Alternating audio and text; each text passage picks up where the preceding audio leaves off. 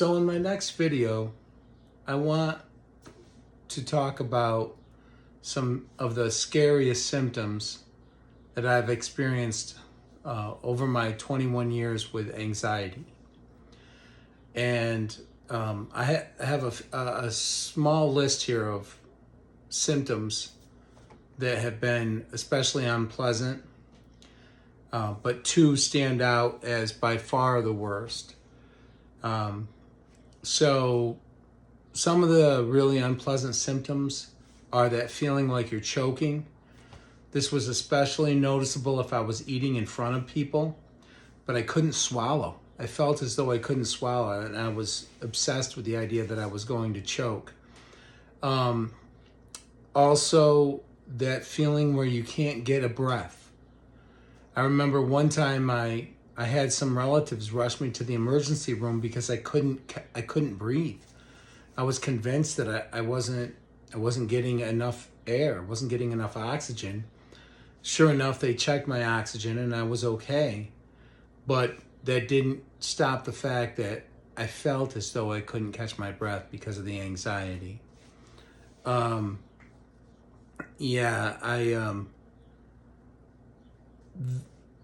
also experienced intense dizziness.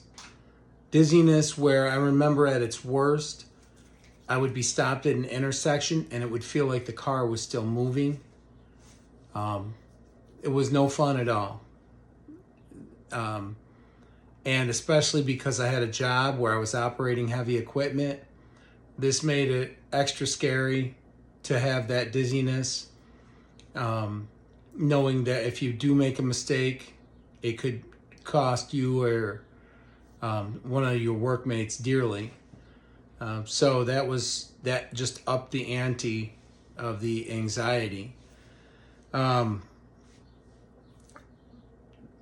The worst by far the two scariest symptoms that I had with anxiety was derealization and depersonalization. Derealization is that feeling as though you're separating or separate from your environment, like it's not real, like you're almost in a bad dream or a nightmare. Things don't seem real. And also sometimes the people don't seem real, or the connection with the person or the people don't seem real, even if they're people that you're very close to. And as far as depersonalization, sometimes, and this has happened to me, you'll actually have the perspective of being outside of yourself, watching yourself.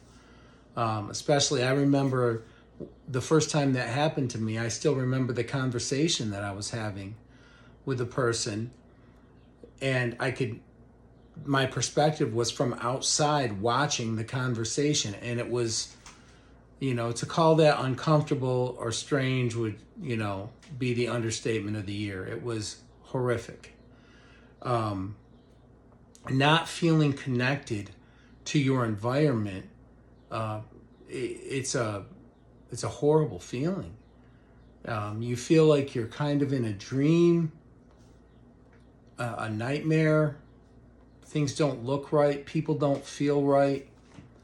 And it's like you're a stranger in your own life. And it's a very unpleasant sensation. And this is all of these things are, they have the potential to be, debilitating. And if you react to them, or overreact to them, they can send you pretty much off the deep end. So I wanted to get this out there and talk about derealization and depersonalization because I don't think they're talked about enough, and they are some of the absolute scariest symptoms of anxiety. The reason why you're getting this feeling like you're disconnected from your environment is because it's the fight or flight response. your body, you're dumping adrenaline, you're dumping other neurotransmitters that are making it so that you're ready for battle. This would be good if you were being chased by a bear, or in a life-threatening situation, but you're not. So these chemicals are being, these neurotransmitters are being produced, and there's no emergency, there's no life or death situation, and you get that same separate feeling that you would get from your environment that you might get if a bear was chasing you, or if you're in a car accident. I think some people could acknowledge that if they've been in a car accident, it's like it happens in slow motion. Well, that's because those neurotransmitters, boom, and speeds everything up in your brain to slow everything down, to give you a chance to react and respond, to hopefully help keep you from,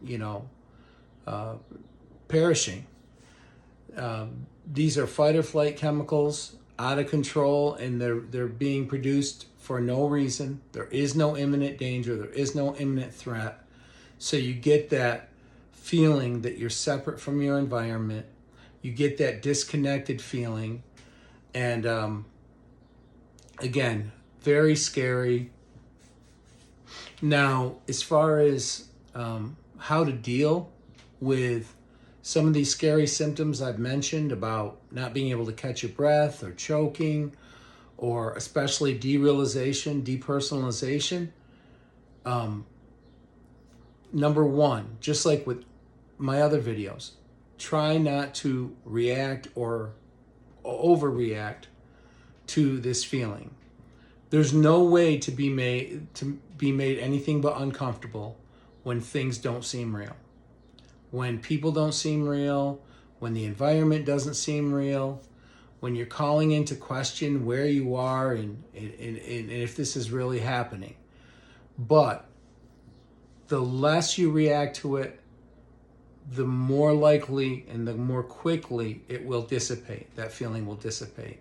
Just like with panic attacks. In fact, panic attacks is one of the environments that you get this feeling the worst in. Those of you who've had panic attacks, I'm sure, have felt that distancing from your environment that you feel during a panic attack. It's terrifying. And when you're in a constant state of anxiety, that separate feeling from your environment never really goes away. The derealization extends.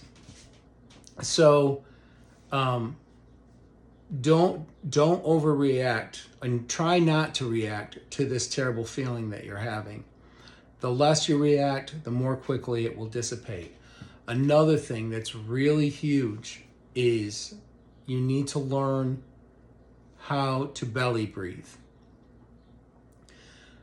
What belly breathing is it's breathing using your diaphragm. So I'll give you a for instance. So if you are breathing and you feel your chest going up and down, you're not belly breathing.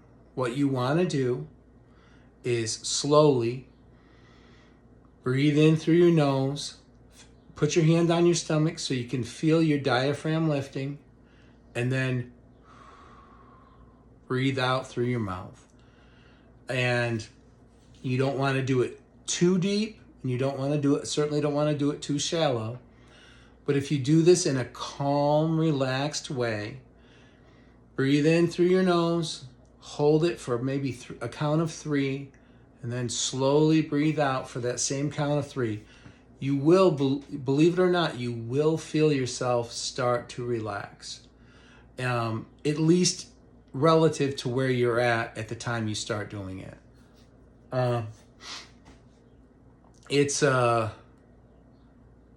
These feelings are terrible. I remember at its zenith, I remember that I had to, I made sure I always had a picture of my family with me when I went to work. Another thing, if I started to feel like things weren't real, like this is a dream, or I did that disconnected, I have a scar on my thumb that I've had since I was 4 years old. And I got so I would look down at my thumb, and if I saw that scar, I'm like, okay, this is real. You're still here. This is really you. This is really, this is reality.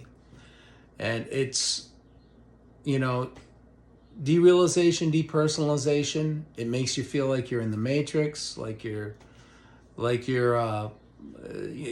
the Truman Show. It's just a terrible place you don't want to be. So, like I've said in all my videos, I'm not a doctor. I don't pretend to be a doctor. The first thing you should do if you have any of these mental health issues is go see a doctor. Get treated by a mental health professional. That will be the best and quickest way for you to get better. So make sure you do that. The reason why I am speaking about these things is because I want people to know what they're dealing with. I find that a lot of times people, probably even as part of the recovery process from anxiety, don't want to rehash some of these symptoms, especially like derealization or depersonalization, because they were so intense and they're so scary.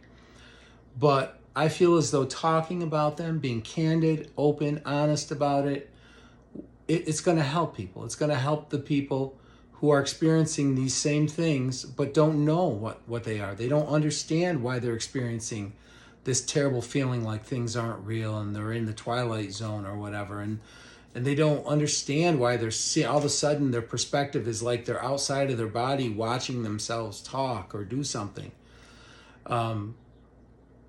These are really scary symptoms that can make you feel as though you're losing your mind. Why I started my channel is I don't want people to question that. I want people to know that this has a name. It's anxiety. The amount of symptoms you can have from anxiety is endless. I mean, I felt things like my hands falling asleep, my feet falling asleep when they weren't falling asleep. I've had waves of anxiety where my hair is standing up for hours and hours. There's a lot of different symptoms that can occur, and I want people to know you're not alone. Many people experience these feelings. A lot of people aren't willing to admit that or to get help for it, but trust me, admitting and getting help for it is going to help you get better more quickly. And that's why I started the channel. I want people to get the help they need and to know that they're going to get through this. Anxiety is tough. It's a really difficult thing to deal with. These symptoms are scary, but you'll get through them. Once you know what they are, and you know how to react or not to react, and you know how to get the help you need to get, you'll get through it. You'll get past it. Trust the ones in your life who love you, and work with your mental health professional. Get your sleep, get your exercise, eat a balanced diet. You will get better. And I want to take this opportunity to thank everyone so much, all the people who've commented, who've liked, subscribed. It's been great to have all the feedback that I've gotten. I hope to improve the quality of my videos as I get more experience and I understand the medium better. But just thank you so much, and until my next video, take care.